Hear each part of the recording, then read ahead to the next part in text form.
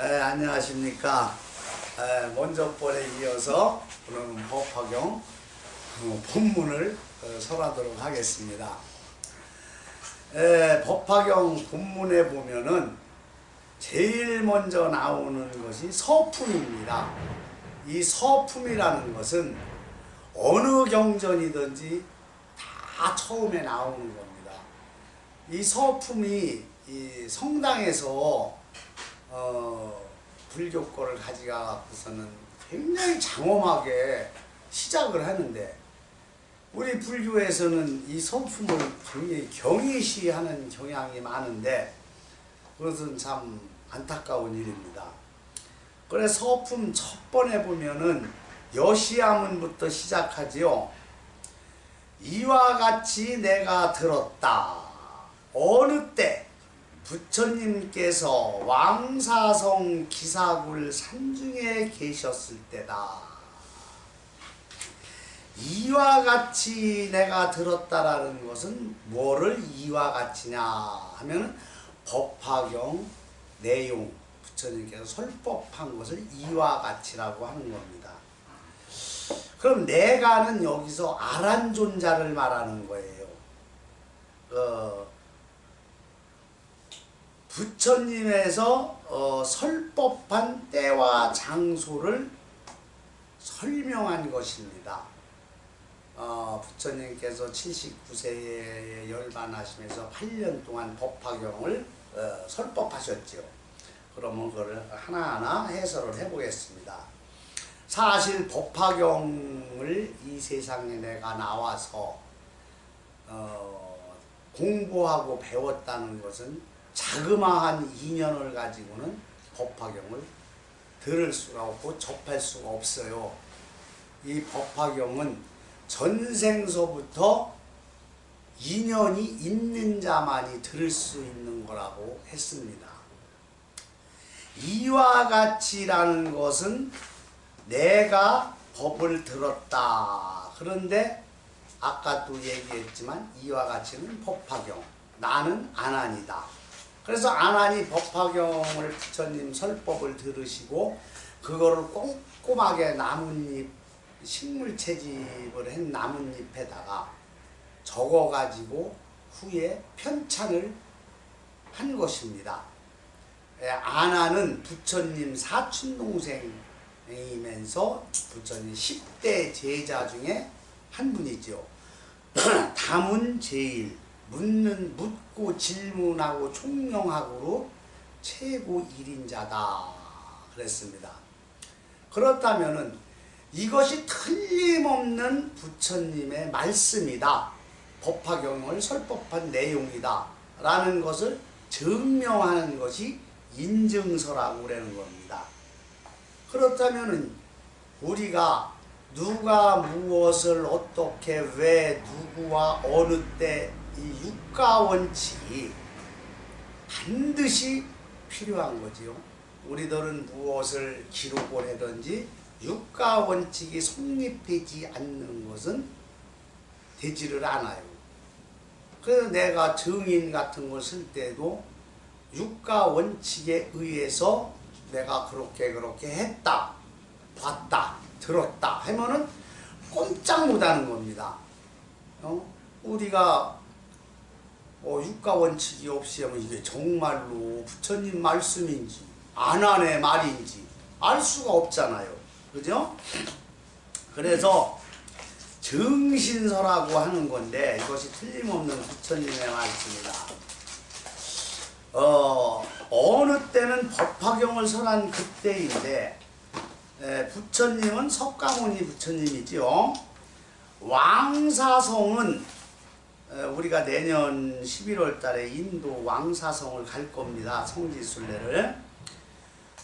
영축산이라는 부근에 있는 성 이름으로 마가다국의 영토이면서 서울 수도지요. 현 인도의 영토지요. 그 영축산이라는 것이 산 모습이 매의 머리처럼 생겼다 해서 치두산이라고도 부릅니다. 이곳은 영축사는 부처님께서 늘 설법을 하시던 곳으로 그 법계 원흉의 도리를 나타나신 곳이 영축산이다. 그러면 영축산이라는 것은 그 옛 조사님들도 늘 그 산에서 설법을 해서 영엄스럽고 신령스러운 산이다. 그래서 영축산이라고 하는 겁니다. 그러면 영축산에서 부처님의 등명을 계승하고자 하여 지금도 영축산을 신령스러이 모시면서 거기서 많은 수행을 합니다. 그러면 여기서 등명이라는 것은 지혜의 등불, 부처님의 그 경전을 계승을 하자 하는 겁니다. 두 번째는 법회 청중이라고 그래서 부처님께서 법회를 하시면서 법화경을 설하실 때 그 자리에 누가 왔나 이게 증인이 없으면은 또한 믿을 수가 없지요. 그때야 봤으니까 믿겠지만 세월이 후 500세가 지났을 때는 누구든지 믿지 않고 의심을 합니다. 그럼 누가 왔나 하면 한번 보아봅시다. 첫 번째 무학중이라고 그래서 무학중은 더 이상 배울 게 없는 사람을 무학중이라고 그러는 거예요. 없을 무자 배울 학자. 그러면 즉 아라한이라고 그러지요. 아라한. 자, 그 자리에는 큰 비구 스님들 하면은 생사를 초월한 스님들, 생사에 연연하지 않은 스님들, 해탈한 스님들을 큰 스님이라고 합니다. 여기 있는 소승도 신도 불자들이 큰 스님인데 그 큰 스님 소리 듣기가 참 매우 부담스러운 말이죠. 큰 스님들, 비구 스님들이 출가한 스님들이 12,000명이 함께 있었다. 그 12,000명의 큰 스님들은 다 아라한과를 얻으신 분들이다. 번뇌망상이 이미 다하야 번뇌가 없고 자신의 이로움을 챙기기보다는 미혹된 습성이 다 마음에서 사라지고 마음의 자유를 얻은 이들이다. 그래서 큰 스님이라고 그러는 겁니다.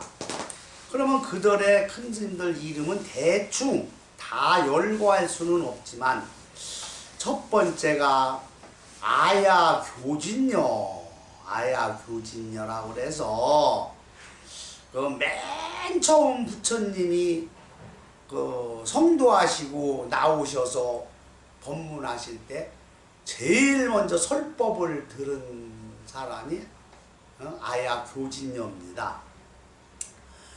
또 마가섭은 우루빈나 가섭. 마가섭은 부처님 10대 제자 중에서 부처님 열반 후 전법을 이어받으신 1대 제자지요. 또 가야가섭, 사리불, 대목걸련, 마하가전년, 아니루타, 겁빛나, 교법바제, 이바다, 필릉가바차, 바꾸라, 마구치라, 난타, 손타리 난타, 부르나미 다니, 필릉가바 등 수보리와 아난다, 마우라 등이 있다. 그래서 마우라는 부처님 아들이죠. 수보리는 그 지혜 제1인자지요. 그래서 부처님을 항상 따라다니던 제자들은 1200명이었는데 지금 법화경을 설하실 때에는 12,000명이 모였어요. 그래서 법화 지금 이제 태고종이나 큰 저기 스님들이 모여서 영산법회라는 거를 하죠. 영산법회. 그 대금을 배울 때나 퉁수를 배울 때 영산법회라는 것이 있습니다. 영상회상. 그런데 이게 부처님이 법화경을 설하실 때를 재현하는 겁니다. 거기에 배우는 영상회상에 나오는 퉁수라든가 대금의 곡조는 하늘에서 내려온 소리예요. 그게. 예? 그래서 우리가 예불할 때도 아침에 영산당시 수불부초 10대 제자 16성 500성 제대 아라한 뭐 이렇게 나오죠. 그죠? 왜냐하면은 부처님께서 이 세상에 계실 적에 내가 어디서 금강경을 설법을 하고 아함경을 설법을 하고 하엄경을 설법을 하고 방등경을 설법을 한다고 그랬을 때 누구는 와라 누구는 오지 마라 한 말씀도 안 하셨습니다. 자기들이 알아서 왔어요. 근데 그 중에서 1200명은 항상 쫓아다녔습니다. 부처님이 잠잘 때나. 그래서 부처님 일대기가 심지어는 부처님도 육신불로를 갖고 나오셨으니까 먹고 생육신을 받았으니까 잠자고 화장실 갔겠죠. 화장실 간 것까지 다 기록이 되어 있어요. 성인들은 일거수일투족이 다 기록이 되어 있습니다. 그래 지금도 우리나라에 보면은 대통령께서 일거수일투족이 다 대통령 기록물에 기록이 되어 있잖아요. 그래도 그 기록물이 국가 기밀이 되지요. 그죠? 그런데 부처님께서 생애에 딱 한 번 누구누구 내가 법화경을 설할 거니 영축산에서 누구누구 와라. 초청장을 보내는 게 한 번 딱 있습니다. 초청장을 보냈어요. 한 번 딱 보냈습니다. 그래서 예불문에 영산 당시 영축산에서 법화경을 설할 당시에 수불부초 부처님의 부름을 받고 청첩장 초대장을 받고 달려온 사람들이 10대 제자 16성 500성에서 12,000명이 된 겁니다. 이제 그 뜻을 예불할 때 나오면 아하 그렇구나 하는 걸 알 겁니다. 그래서 그 장엄한 거를 재현 한번 해보자 그래서 영산제를 올리는 거예요. 그래서 그 다음에는 유학중이 또 모였어요. 유학중. 아까는 무학중이 모였죠. 그죠? 아라한과를 증득한 분들. 유학중은 아직 공부를 하고 있는 스님들 그런 분들이 모였어요. 아라한과를 얻지 못한 분들.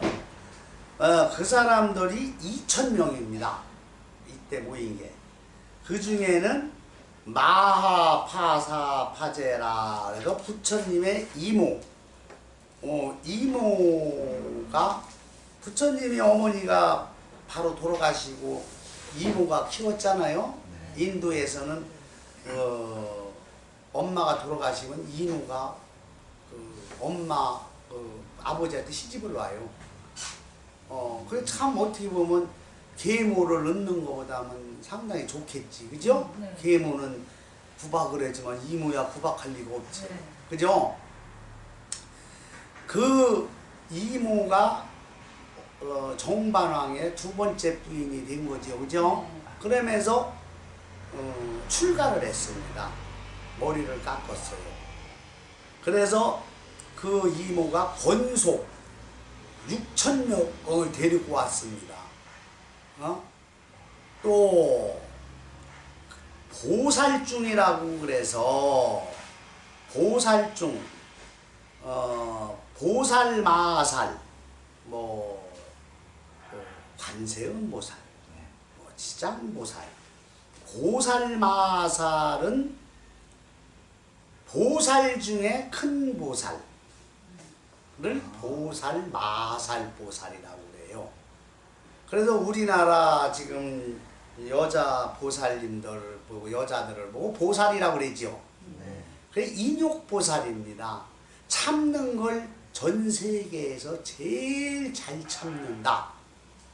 옛날에 여자들이 그 삼강우륜 뭐 이런 걸 만들어 놓고 또 여자로 꽉 얼고 맸잖아요. 그죠?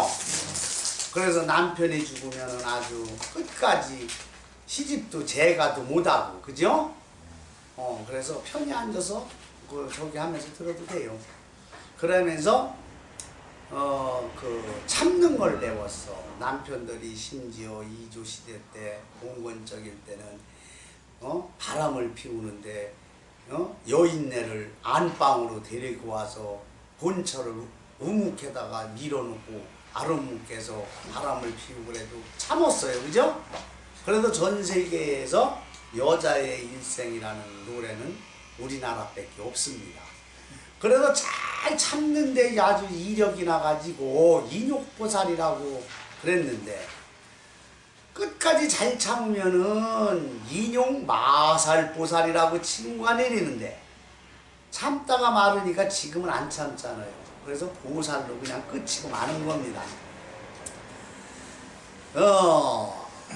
보살이라는 것은 8만 명 보살이 그 자리에 운집해 왔는데 안욕따라 삼막삼부리에서 물러나지 아니하고 다란이와 말자라는 견제를 얻어서 물러나지 않고 진리의 수레의 바퀴를 항상 굴려가지고 청정함으로다가 일생을 마감하고 중생들을 한 명도 남기지 아니하고 제도를 하겠다는 큰 원을 세운 분들을 보살이라고 하는데 삼막삼불이라는 것은 깨달음 중에서 최고의 깨달음을 삼막삼불이라고 그러는 겁니다. 응? 그런 분들이 이 자리에 다 왔는데 대충 보면은 문수보살은 지혜의 최고의 보살, 부처님 좌우 협신보살이죠. 관세음보살, 대세지보살, 관세음보살하고 대세지보살은 아미타불 부처님의 제자 좌우 협신불이지요. 월광보살, 상정진보살, 상정진보살은 정진을 잘하기로 유명한 분입니다. 또 불휴식보살, 보장보살, 야광보살, 야광보살은 이제 우리가 약사보살을 야광보살이라고 그래요. 약사보살님을. 또 용시보살, 용맹정진을 최고 잘하는 보살, 보월보살, 또 대력보살, 발타라보살, 미륵보살, 지금 도솔천에 계시는 미륵부처님이 됐죠. 미륵보살,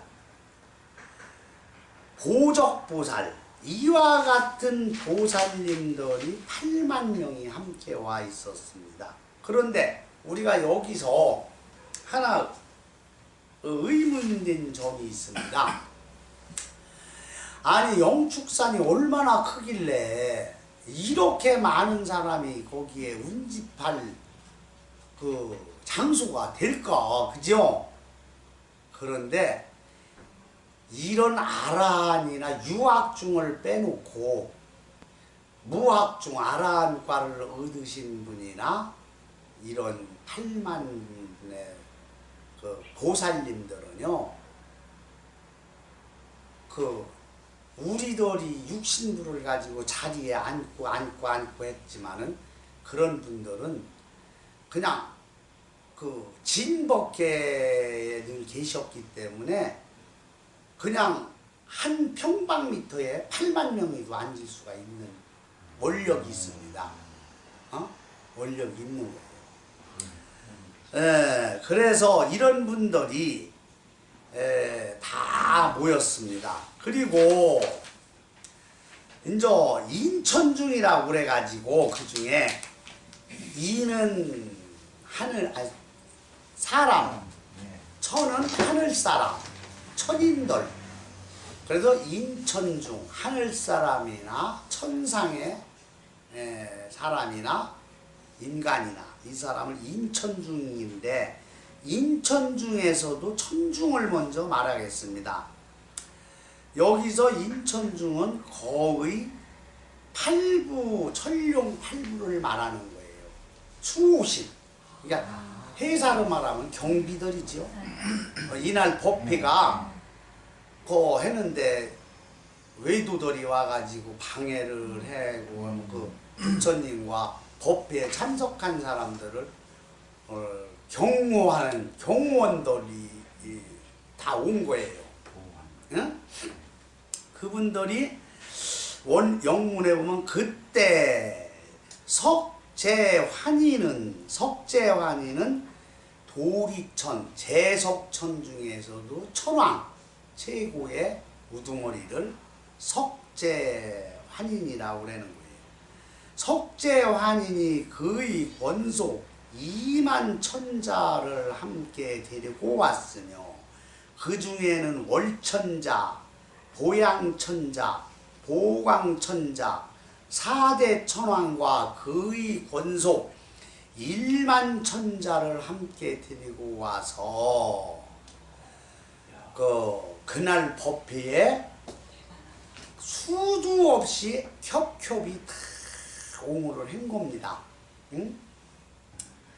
그래서 또 용중, 용왕들, 우리가 용왕들하면 바다에서만 사는 걸로 아는데 하늘에 용왕의 우두머리가 있고 그 용왕의 분신들이 그 전 세계의 그 호수에 가서 남해면 남해의 용왕 그 명령을 받는 거예요. 우두머리의 명령을.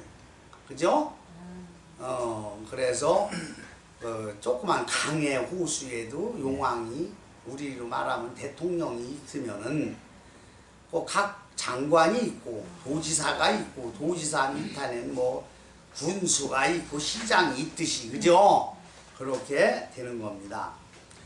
그래서 그 용왕들이 8대 용왕이 있으니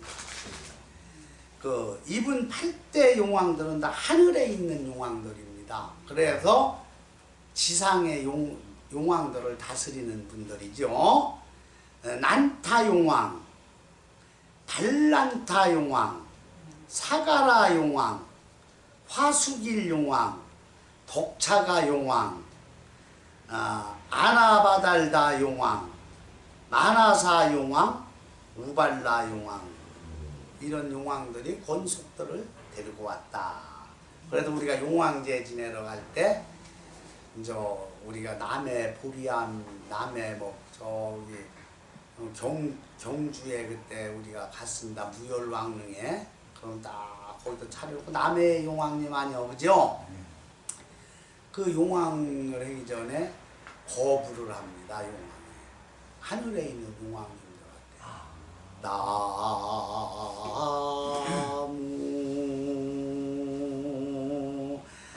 반란타 용왕 이렇게 합니다. 그러고 마지막에 이 남해의 용왕님을 찾는 거죠. 그래서 그분들이 여기 왔고 또 여기서 난타 용왕이라는 것은 발란타 어질고 기쁜 것 기쁨을 갖고 있는 용을 말하는 거예요. 그래서 이분들이 이 용왕들은 뭘로다가 기쁨을 만끽하느냐 하면 지상에 만물을 갖다 골고루 쪽으로 비를 오게야. 이쪽 지방에 오려면은 남해 쪽에 비가 오려면 거기서 명령을 내려. 남해 용왕한테 이쪽에 비를 좀 내려라. 저쪽에 동해 용왕한테 비를 내려라. 그래서 만물을 골고루 한쪽에 또 비가 많이 오면 안 되잖아요. 그죠? 그러니까는 골고루 이렇게 만물을 내리게 하면서 그걸 기쁨으로 알아. 그걸 기쁨으로 하는 분. 또 그래서 이 발란타나 난타 용왕은 굉장히 포악했었는데 부처님 제자 중에서 쉽게 말해서 이 지구가 혼돈할 때요, 하늘의 용돌이나 땅의 용돌이 수도 없이 많았습니다. 그 용돌이 얼마나 포악한지 용의 비늘을 한번 보면은 다 장님이 돼버렸어요. 그러고 한번 몸을 훑으라면 18,000리를 날아갔어요. 그래서 용왕들이 얼마나 그 포악한 육식을 즐기는지. 그런데 후련히 그때 한 마리의 신령스러운 새가 날아왔어요. 그 새는 용왕의 눈만 빼먹고 다른 건 하나도 안 먹어. 근데 용왕은 그 새의 눈만 봐도 오금을 저려오려. 그 용왕, 그게 새가 봉황입니다. 그래서 봉은 순놈이고 황은 암놈이지요. 그래서 암수를 한 번에 이렇게 묶어서 부르는 건 봉황밖에 없습니다. 그래서 봉황이 출현하고 나니까는 용돌이 씨가 말릴 지경에 이르렀지요. 그죠? 그러다 보니까는 용돌이 숨어 있고 막 이래다가 이제 부처님한테 찾아갔습니다.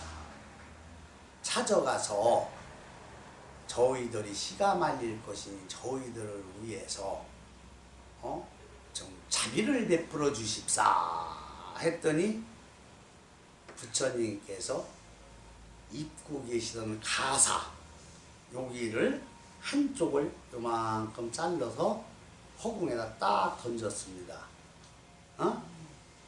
던졌는데 그게 용돌의 비늘 속으로 딱 들어가서 잡혔어요. 그래서 우리가 아기 때 몽골 반점이라고 그래서 파란 게 거기에 달려있듯 파란 게 있듯이 용돌이 태어나기만 하면 거기에 비늘 속에 들어있어. 그게 딱 있으니까는 아니 봉황들이 옆에 용이 있어도 안 보이네. 보이질 않어. 그러니까는 봉황들이 먹을 게 없잖아. 그래서 부처님한테 찾아가서 자비를 또 구했습니다. 그러니까 부처님께서 그러면 너희들을 구제를 해준다면 어떻게 하겠는데 다시는 살생을 하지 않고 포악한 마음을 없애고 중생들을 구해주는 수신으로 남겠습니다. 그래서 지금 봉황을 갖다가 이렇게 그려놓고 벽에다 그려놓고 수신으로 해놓은 거예요. 그죠? 그러니까 봉황이는 뭐를 먹고 살아야 돼요? 부처님이 갖고 있던 주장자를 딱 던졌어요. 그러니까 거기서 이파리가 막 나와서 열매가 달린 게 그게 아니지, 보리수가 아니고요. 벽오동나무입니다. 벽오동. 그래서 봉황은 벽오동나무가 아니면 앉지를 않아요. 벽오동 열매만 따먹습니다. 다른 건 먹질 않아요. 부처님이 그렇게 해줬으니까. 그래서 노래가 있죠. 벽오동 심은 뜻은 벽우동을 부처님이 심은 뜻은 주장자를 던져서 봉황이나 알렸다. 봉황이나 알렸다 그랬잖아, 그지? 그가 누가 알아? 봉황 뺏기 모르지. 벽우동 심은 뜻은, 그지? 그게 노래가 그게 있잖아, 그죠? 근데 그게 이게 세속의 노래예요, 불교의 노래? 아, 세속 사람들이 이제 그거를 알고 이렇게 노래를 만드는 거지요. 봉화 벽우동